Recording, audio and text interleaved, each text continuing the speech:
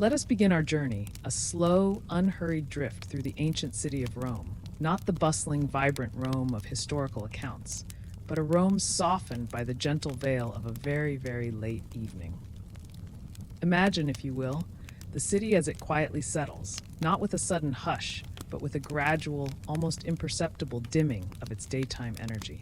Our focus tonight is on a simple Roman citizen, a man named Lucius, whose life on this particular evening is marked by the most profound and comforting absence of event.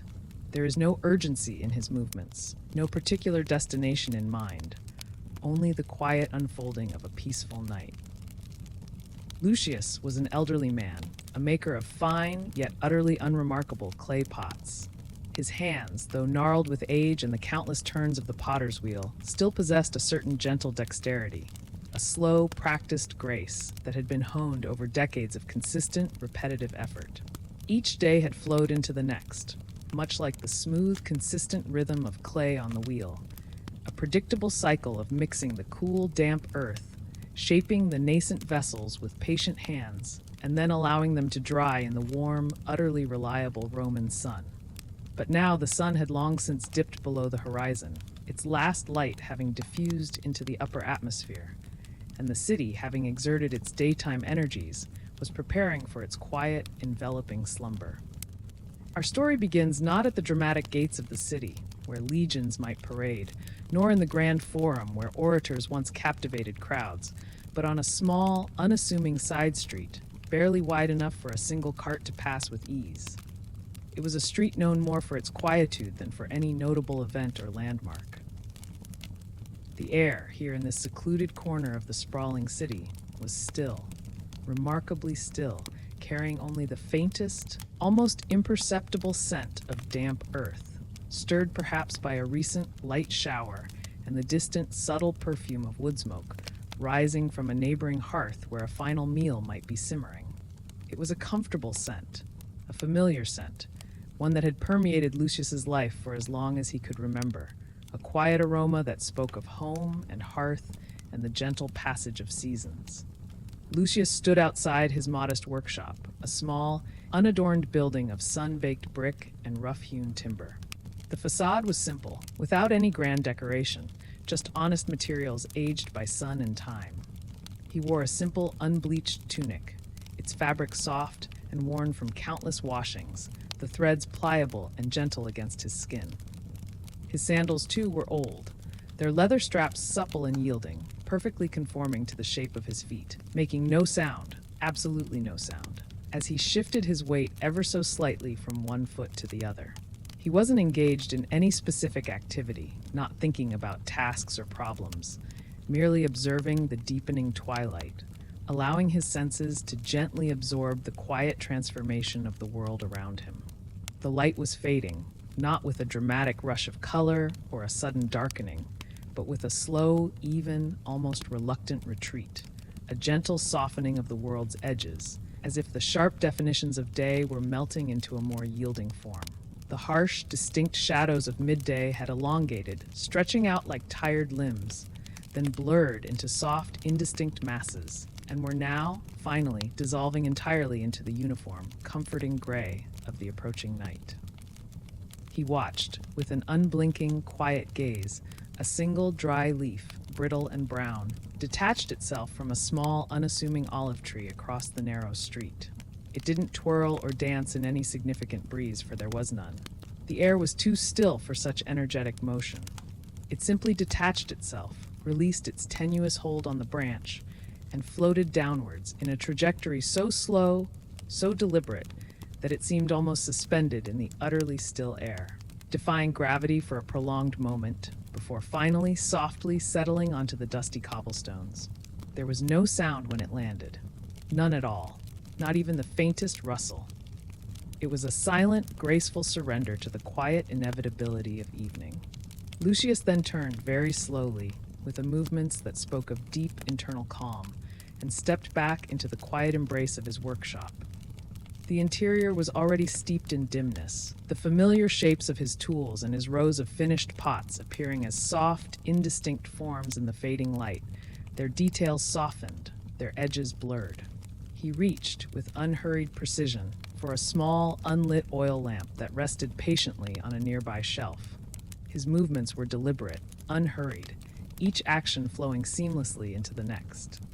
He took a tiny, tightly twisted flax wick from a small earthenware jar, its surface cool and slightly rough beneath his fingers, and carefully, oh so carefully, with a practiced hand, threaded it into the lamp's small opening. Then, with an even slower, more measured movement, he poured a trickle of golden green olive oil from a larger amphora into the lamp's reservoir. The oil was thick, viscous, making a quiet, almost imperceptible glug as it left the amphora's neck and settled into the lamp, a soft, liquid sound that was swallowed almost immediately by the profound quiet. He didn't light the lamp immediately. No, that would be too quick, too sudden, too abrupt for this particular evening, for this particular transition from day to night. He simply held it, cradling it in his hands, feeling the smooth, cool pottery, the faint, almost imperceptible texture of the fired clay. He felt the comforting, familiar weight of the oil within it, a subtle ballast. The air inside the workshop was cool, with a distinct yet subtle, earthy smell of damp clay, a smell that was deeply ingrained into the very fabric of the walls, the sturdy workbench, and indeed into Lucius himself, a scent that was almost a part of his very being. He then moved with a slow, shuffling step, his sandals whispering against the earthen floor towards his long, sturdy workbench. On it lay a few freshly molded pots, still damp, their surfaces glistening faintly in the lingering gloom, still waiting patiently for the sun of tomorrow to begin their long, slow, transforming drying process. He gently touched the rim of one, feeling the cool, slightly yielding surface of the damp clay, its softness a contrast to the hardened forms around it. It was smooth, yes, but with a subtle graininess, a faint, almost imperceptible resistance under his thumb as he traced its delicate edge. He then traced the graceful curve of its belly, feeling the consistent, even thickness of its walls, a testament to his steady hand. He wasn't inspecting it for flaws or admiring its form in any artistic sense. He was simply feeling it, acknowledging its nascent presence, its silent, patient waiting, its quiet anticipation of transformation. He then took a small, clean piece of linen cloth, a pale off-white fabric from a simple wooden hook near the workbench. He unfolded it slowly, deliberately, the soft material making no sound, absolutely no sound, as it uncreased and spread out in the dim air. He then very, very gently, almost reverently, placed it over the damp pots. This was not merely to protect them from any errant dust, but also from the subtle fluctuations of the night air, from the imperceptible currents that might disturb their slow internal drying. The linen settled softly, softly, draping over the pots like a gentle, protective shroud, obscuring their nascent forms from his view, a quiet act of protective concealment. The entire act was one of quiet care, of unhurried preparation, a gentle ritual of guardianship. He then turned from the workbench, his gaze drifting towards the small, unadorned window that looked out onto his tiny, enclosed courtyard. The sky, visible through the simple opening of the window, was now a deep, uniform gray, without a hint of the day's blue or the last blush of a setting sun. It was simply gray, a vast, unchanging expanse of gray, stretching endlessly above him. He watched for a long moment, not searching for anything specific, not expecting any sudden change or unexpected sight, just observing the unchanging, consistent presence of the gray sky, its quiet, encompassing vastness. A faint sound then drifted in through the open window, barely audible, a thread of sound woven into the silence. It was the distant, rhythmic chirping of a single cricket. Not a chorus of crickets, not a sudden burst of sound, but a solitary, consistent chirping, repeating itself over and over again, an unwavering pattern in the deepening quiet. Chirp, chirp, chirp. Its regularity was almost mesmerizing, a gentle pulse in the stillness. It was a comforting sound, a sound that spoke of stillness and the slow, inexorable passage of night, a natural rhythm that underscored the profound peace. Lucius then moved towards the small wooden stool in the corner of his workshop. He picked it up with both hands, his fingers wrapping around the smooth, worn wood.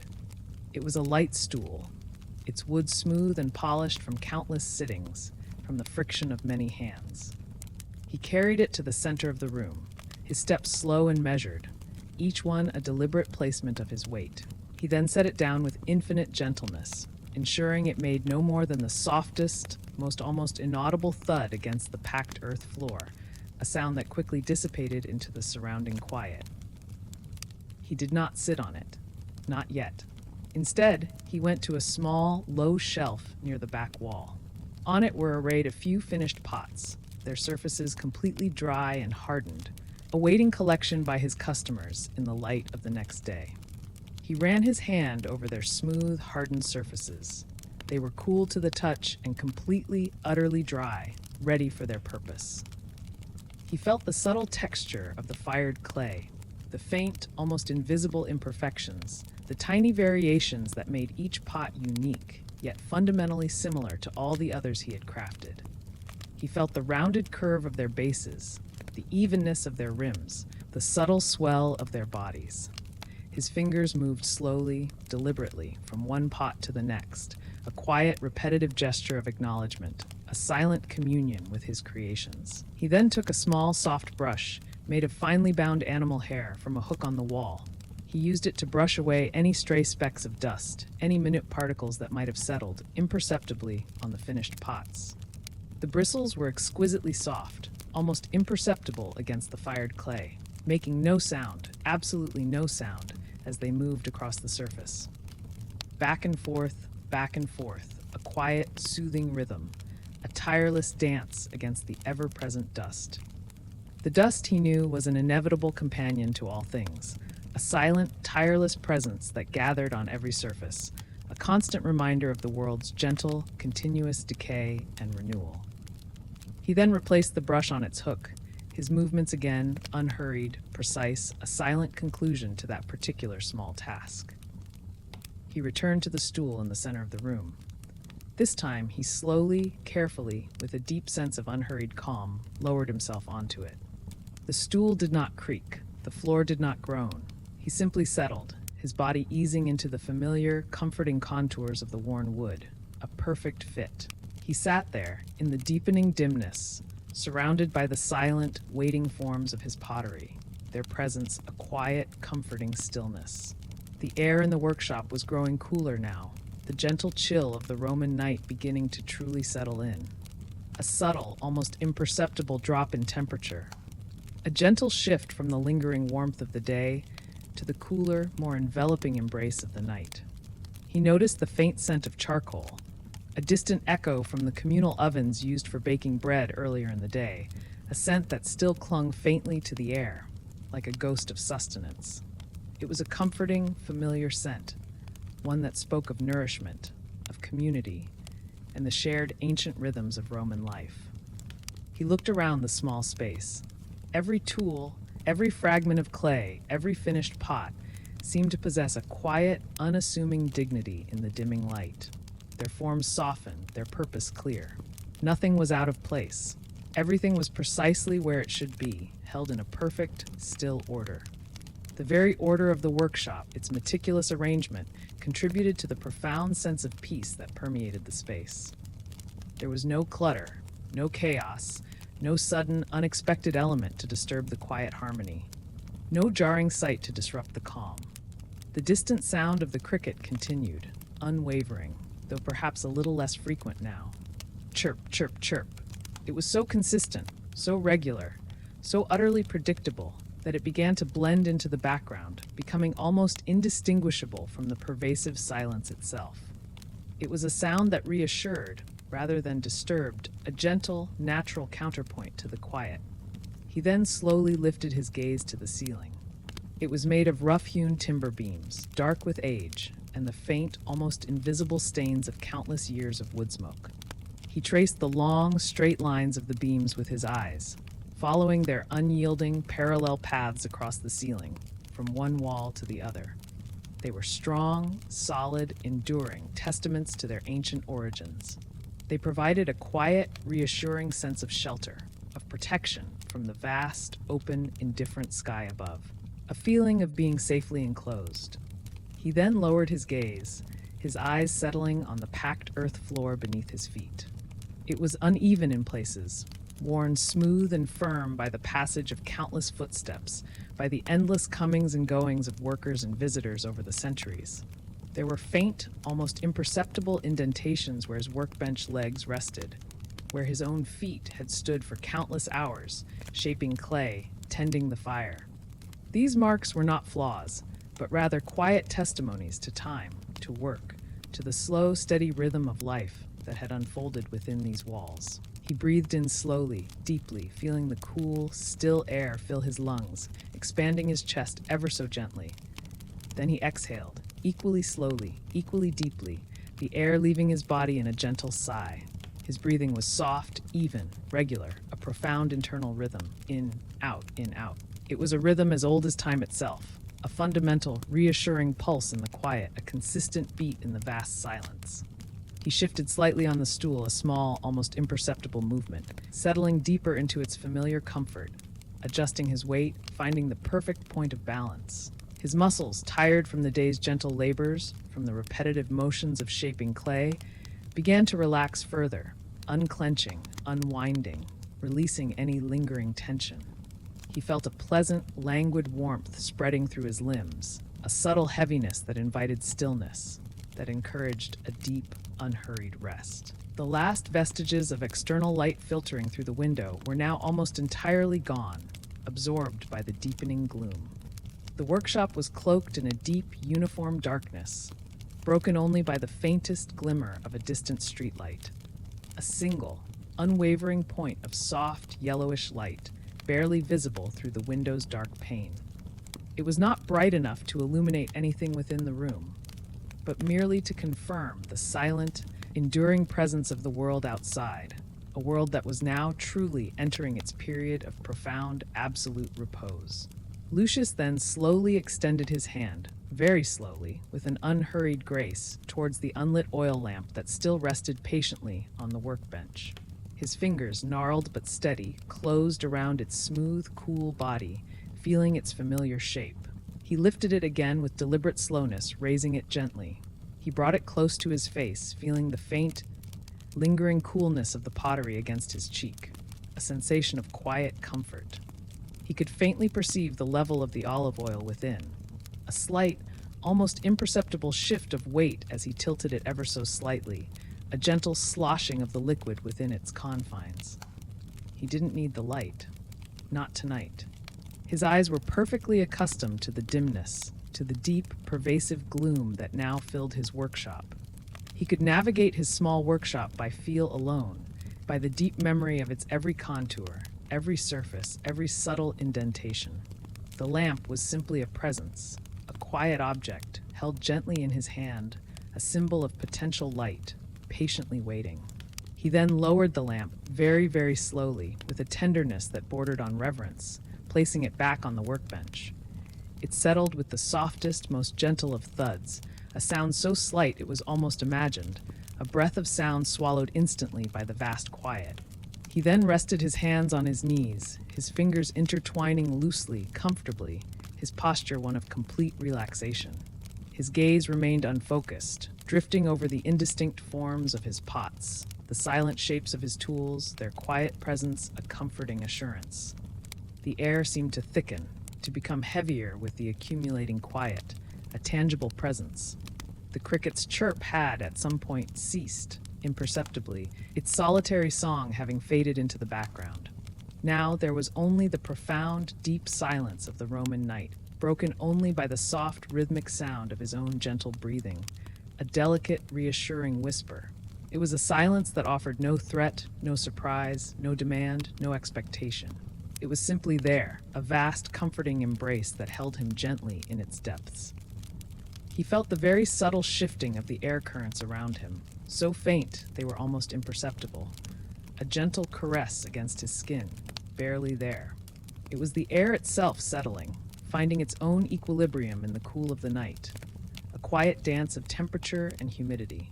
He was aware of the faint, earthy scent of the unbaked clay, a raw, primal aroma that was the very essence of his craft. The quiet smell of creation, patiently waiting, Breathing in the quiet of the night, Lucius closed his eyes, slowly. Not in a sudden blink, but in a gradual, deliberate lowering of his eyelids, a slow descent into inner calm. The world outside, the indistinct shapes within his workshop, all faded into the gentle, comforting darkness behind his eyes, a world of soft, unformed impressions. He wasn't thinking. Not really. His mind was a placid lake, utterly without ripples, without disturbances, without any urgent thoughts. Images, if they came, were like faint, passing shadows on that calm surface, dissolving before they could fully form, leaving no trace. He felt the gentle thrum of his own pulse, a slow, steady beat, deep within his body, a quiet, internal drum. It was a quiet, constant reminder of his own existence, a reassuring rhythm in the profound stillness. Each beat was regular, unwavering, a gentle wave in the vast, calm ocean of his being. He remained seated on his stool, in the very center of his quiet workshop, surrounded by the silent, waiting forms of his clay pots, their mute presence a comforting, solid reality. The city of Rome, a sprawling, ancient entity, was now deeply, profoundly asleep. Its legions slept, their swords sheathed. Its emperors slept, their decrees silenced. Its bustling markets were utterly silent, their vendors and customers long since gone home. Only the stars, far, far above, tiny pinpricks of light in the vast darkness, continued their slow, unchanging procession across the immense, dark sky, unseen and unheard by the sleeping city below.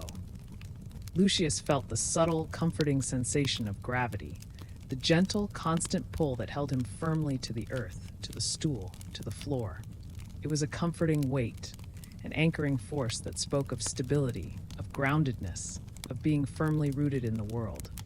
He was connected to the earth, to the stone, to the clay, to the quiet, ancient rhythms of the world, a part of its slow, steady pulse. His breathing continued, slow and even, a soft, unwavering sigh.